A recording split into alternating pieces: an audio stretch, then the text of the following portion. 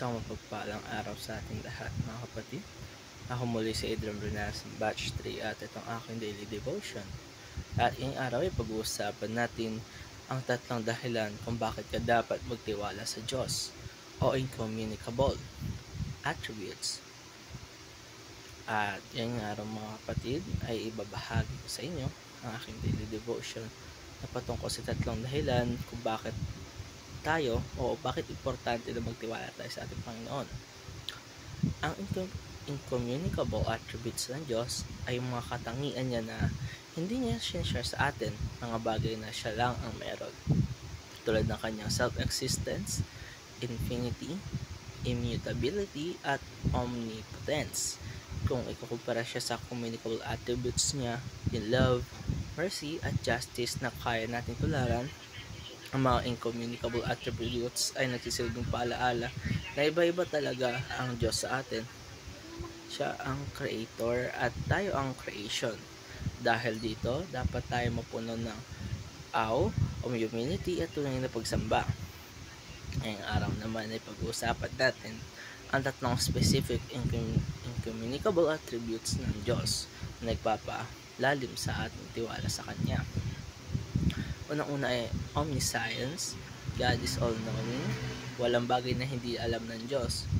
Alam niya ang nakaraan, kasalukuyan at ating hinaharap. Alam niya ang mga iniisip mo kahit hindi mo sabihin. Alam niya ang mga sikreto mong kinikimkim. Ang mga takot na ayaw mong ipakita at kahit ang mga bagay na hindi mo pa naunawaan tungkol sa iyong sarili. Minsan natatakot tayong ilapit sa Diyos ang lahat kasi feeling natin na hindi niya tayo naiintindihan.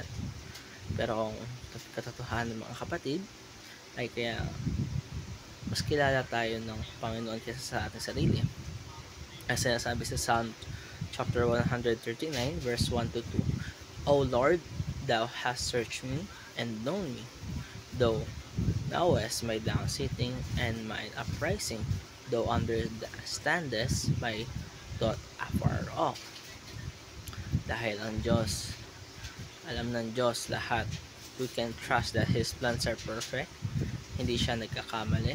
Kaya kung may mga pinagdadaanan tayo ngayon, alalahanin natin na alam niya yan at hindi siya ignorante sa pain natin, sa confusion natin, sa ating mga desires ng ating puso.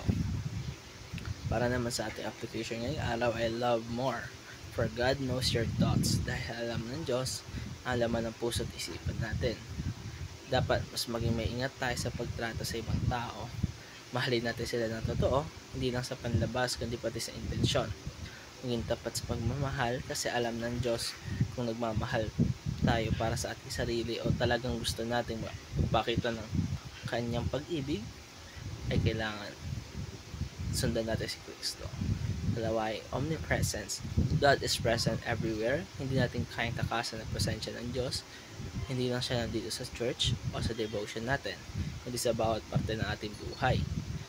Nasa kwarto natin siya habang umiiyak tayo, kakaranas tayo ng mga pighatian. Nasa tabi natin siya sa jeep o habang naglakad tayo mag-isa. Nandiyan siya kahit wala tayong nararamdaman. Minsan na ating pakiramdam ang layo ng Diyos sa atin, pero ang katotohanan ito, mga kapatid, ay hindi siya maalis. Tayo lamang ang lumalayo sa Kanya at ang Diyos ay constant, ever present at hindi na tayo iwan. Kaya mga kapatid, dito nagtatapos ang aking daily devotion. Maraming salamat sa panonood.